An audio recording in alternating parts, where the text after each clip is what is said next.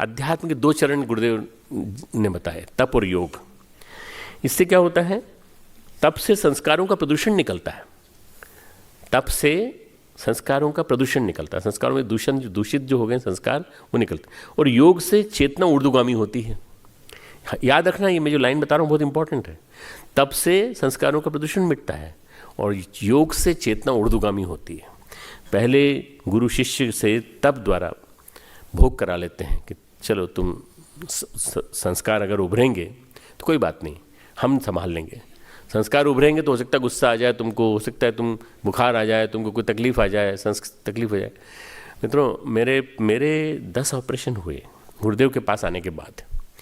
मैं 2, 3, 4 ऑपरेशन तक तो ठीक था, पर उसके बाद जब 5वां ऑपरेशन भी हुआ, मेरे हाथ में प्लेट लगी हुई थी, फ्रैक्चर हुआ था। तो 5 फ्रैक्चर मैंडिबल के यहीं पर हुआ था, ये यहीं दुआधारी मंदिर के थोड़ा आगे। मैं स्कूटर से जा रहा था। अब न जाने कोई कर्म मेरा उस व्यक्ति के प्रति रहा होगा जिस व्यक्ति की मैं व्यवस्था करके आया था। मैं आईसीयू का इंचार्ज था और मैंने बिस्तर लगवाए थे 4 कि भाई आज बोनस मिला है, तो बोनस मिलने के बाद लोग शराब पीने जाएंगे बोनस लेके। तो रायवाला से आते हैं तो एक्सीडेंट नहीं हो जाए, एक्सीडेंट हुआ तो एक्सीडेंट के बाद आएगा। तो 4 लोगों के बिस्तर लगवा के गया था। 2 पे तो लोग आ गए थे, 2 खाली थे। उन 2 पे मैं लेटा और वो दूसरा वो लेटा जो शराब पी के आया था। मेरे से टकराया, हम दोनों टकराए एक दूसरे से। मैंने स्कूटर खड़ा कर दिया, वो आके सीधा मेरे से आके टकराया। शराब की बोतल उसकी जो थी वो लुढ़क करके मेरे पास आ गई और मुझे बाहरी चोट कम से कम दिख रही थी, अंदरूनी चोट बहुत ज़्यादा थी, अंदर की हड्डियों। उसको बाहरी चोट ज़्यादा लगी थी, तुरंत उसको एम्बुलेंस ले गई और मैं पड़ा रहा वहाँ पर। हमारे यहाँ एक पहाड़िया जी करके हुआ करते थे, उनको कद्दू वाले पहाड़िया जी कहते थे। वो कद्दू ले लेके आते थे, तांगे में भर भर के कद्दू लेके आते थे। मैं ये जो बात बता रहा हूँ सारी 75, 76, 77, 78 उस ज़माने की। 76 का एक्सीडेंट है, 28 अगस्त 1976 को एक्सीडेंट हुआ था मेरा। वो जो मेरा एक्सीडेंट था उसके थोड़ा पहले गुरुदेव बहुत अच्छी प्रोसेस करके गए थे। गुरुदेव वहाँ उस हिस्से में घूम के गए थे, मेरा प्राण बचा के गए थे वास्तव में। नहीं तो वो मरने वाली स्थिति थी। मैं ब्रेन मतलब स्कल का फ्रैक्चर हो सकता था, किसी का भी हो सकता था, पर यहाँ के 5 फ्रैक्चर हुए, पर मैं अभी तक भुगत रहा हूँ उसको। वो जो आदमी है उसका मैंने डिटेल पता लगाया कि ये आदमी कौन है। मैनेजर था वहाँ का BHL का, और मैंने पता लगाया। मैंने कहा इसका और मेरा कोई ना कोई ज़रूर वो होगा, पूर्व जन्म का कोई ना कोई संबंध रहा होगा। मैंने पिछले जन्म में इसको तंग किया होगा, इसने इस जन्म में मुझे तंग किया है।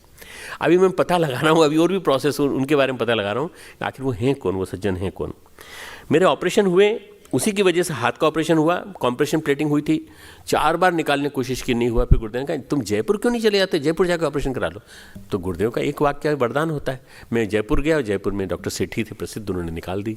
मैं यहीं निकलवाने के मूड में था कि गुरुदेव से दूर न रहूं, पर वहीं जाके निकला। 5 ऑपरेशन उसके हुए और उसके अलावा भी कई ऑपरेशन हुए। तो मैंने गुरुदेव से पूछा, गुरुदेव ये ऑपरेशन इतने सारे हो रहे हैं ये क्या? बोले गुरुदेव ने कहा बेटा पूर्व जन्म का जितना संचित है ना वो ये ऑपरेशन के रूप में निकल रहा है सब। चिंता मत करो, जितना तुम भोग रहे हो सब भोग लोगे। अब इसलिए परेशान मत होना। तो मुझे तो ऑपरेशन बड़ा खुशी से मैं एक्सेप्ट कर लेता हूँ, कोई दिक्कत नहीं है। तब से गुजारा ताकि चित्त परिष्कृत हो सके। जो हम कर्म और विचार करते हैं, कर्म की भी क्रिया होती है, उसकी भी ऊर्जा होती है, वो ऊर्जा रहती है। इच्छा न होते हुए भी घटना घट जाती है कई बार। जब कर्म करते हैं तो संकल्प पूर्वक योजना बनाकर हम घटना को अंजाम देते हैं। किसी को अगर किसी के घर में डाका डालना है तो संकल्प पूर्वक घटना को अंजाम देते हैं।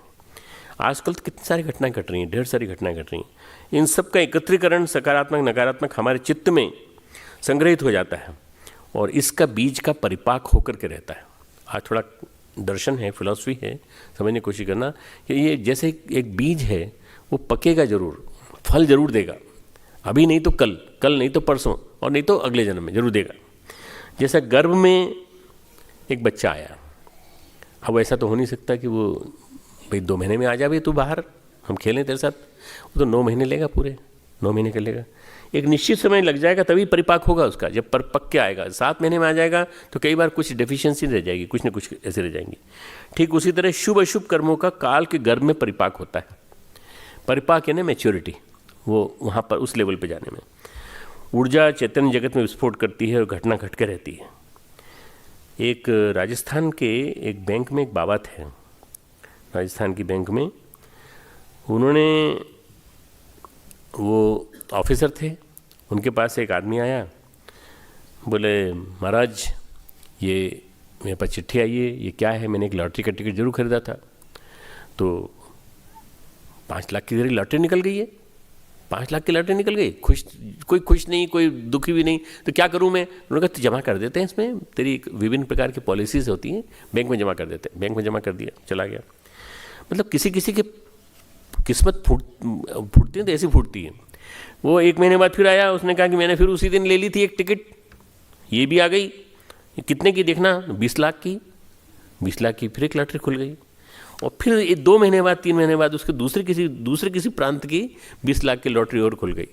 अब बताओ 45 लाख रुपए लेके उसको फिर बताया कि देखो अच्छे काम में लगाओ, अन्न क्षेत्र में दो, गौशाला में दो, इसमें दो, ताकि तुम्हारे लिए अगले साल, अगले जीवन जन्म में पुण्य काम आएगा। ये शुभ कर्म कभी कभी विस्फोट की तरह फूटता है, विस्फोट की तरह से। पर प्रकृति पाप को भी पुण्य को भी निचोड़ लेती है, रहता नहीं है। प्रकृति पाप को भी निचोड़ लेती है, पुण्य को भी निचोड़ लेती है। कई बार लगता है कि आदमी बहुत ऊंचा उठ गया, बहुत ऊंचा उठ गया, वो निचोड़ लेगी प्रकृति, समय रहती है। इसलिए अगर स्थिर बना रहे हैं, इसके लिए क्या करें? अपने होश में बने रहो, कभी बेहोश मत बनो, कभी बेहोशी में कर्म मत करो। हमेशा कर्म करो तो ध्यान रखो कि हर कर्म का फल मिलेगा। अच्छे कर्म करने का, जितने सत्कर्म करते चले जाओगे उतना बैंकिंग इकट्ठी होती चली जाएगी। सत्कर्मों की बैंकिंग इकट्ठी करो, इससे जो पुण्य संचित होंगे वो पुण्य काम आएंगे। ध्रुव की कहानी तुमने सबने सुनी है। उत्तानपाद का बेटा था ध्रुव, है ना। सुनीति और सुरुचि 2 रानियाँ थी। सुनीति उसकी सगी माँ थी। सुरुचि ने उससे कहा कि सुनीति खूब शिकायत करके उत्तानपाद से उनको वनवास दिलवा दिया, अपनी माँ को, उसके ध्रुव की माँ को, ध्रुव को। ध्रुव गोद में बैठना चाहते थे राजा की, नहीं बैठने दिया। तो भगवान माँ ने कहा बेटा इससे भी बड़ी गोद परमात्मा की गोद है, उसमें बैठ। शाश्वत स्थान कहीं नहीं है क्या माँ? कोई ऐसा स्थान नहीं है जहाँ हम बैठ सकें और कोई हमको टोके नहीं? हमारी सोतेली माँ भी नहीं टोके, कोई भी नहीं टोके। उन्होंने कहा, माँ भक्ति गाथा सुनाती थी। भक्ति गाथा सुनाते सुनाते उसने कहा कि बेटा सबसे बड़ा स्थान भगवान का है। नारद आए, नारद ने गाइड किया। नारद ने कहा तुम जप करो, उपासना करो, तुमको भगवान खुश होंगे। तो मथुरा के मधुवन में ध्रुव ने तप किया, मथुरा के मधुवन में। और 6 माह के अंदर 4 भुजा वाले चतुर्भुजी विष्णु प्रकट हुए। इतनी जल्दी कैसे हो गए आप? इतनी जल्दी बड़े प्रसन्न हो गए? बोले तुम्हारे पूर्व जन्म के संग्रह थे, पूर्व जन्म के संचित संग्रह थे, तो हमारे प्रति तुम्हारा सहज झुकाव था, तो हम तुम्हारे लिए करेंगे कुछ। क्या चाहिए तुमको? हमें शाश्वत स्थान चाहिए, हमें ध्रुवत्व चाहिए, हमें पूरी तरह से ऐसी जगह चाहिए जहां हम बैठ सकें, आप गोद में बैठ सकें। तो उन्होंने कहा अभी तुमको कुछ कर्म शेष है, तुम्हारा कर्म शेष है, तुमको कर्म करना है। बोले क्या भगवान, क्या कर्म करना है? तो उन्होंने कहा नारद बताएंगे तुम। नारद बताने आते हैं कि देखो तुम्हारे पिछले जन्म में तुम मुनि कुमार थे और तुमने भी तप, पिछले जन्म में भी तप आरंभ किया था। उसी तप का एक परिणाम यह था कि जल्दी आए भगवान तुमको मिलने।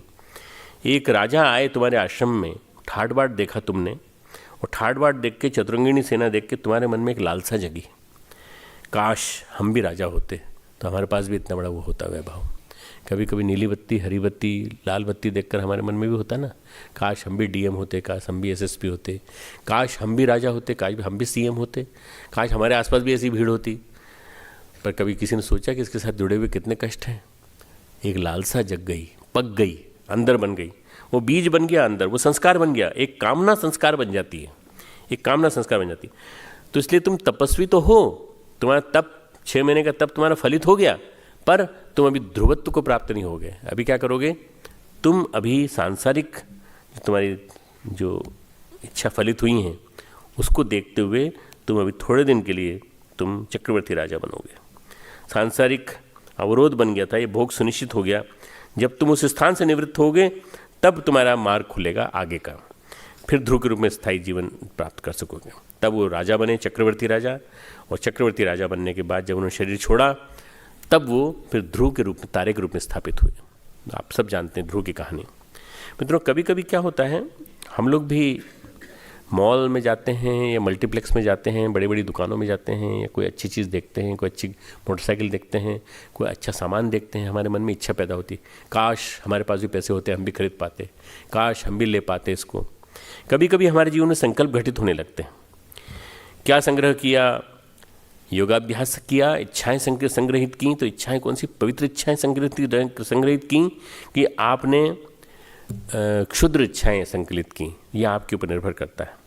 हम मन महसूस के रह जाते हैं मॉल के से बाहर निकल करके, वो पैसा आएगा वैसे ही हम ले लेंगे तुरंत, जैसे हम सोचते हैं। हमारा तपोबल इन इच्छाओं के द्वार से निकल जाता है। जहाँ भौतिकता की बात, भौतिकवादी इच्छाएं आई, वहाँ निकल जाता है। इच्छा करना बुरी बात नहीं है, पर वो बीज बन गया ना, बीज वो फलेगा जरूर। यदि चित्त प्रकाशित करने की चाहत बनी रहे तो कोई परेशानी नहीं होगी। अगले जन्म में ऐसा बुद्धि संयोग बनेगा, भगवान कहते हैं ऐसा बुद्धि संयोग बनेगा, तत्र तम बुद्धि संयोगम लभते पूर्वदेहिकम, तुम पूर्व देह के संस्कार के हिसाब से तुम सही ढंग से प्राप्त होगे।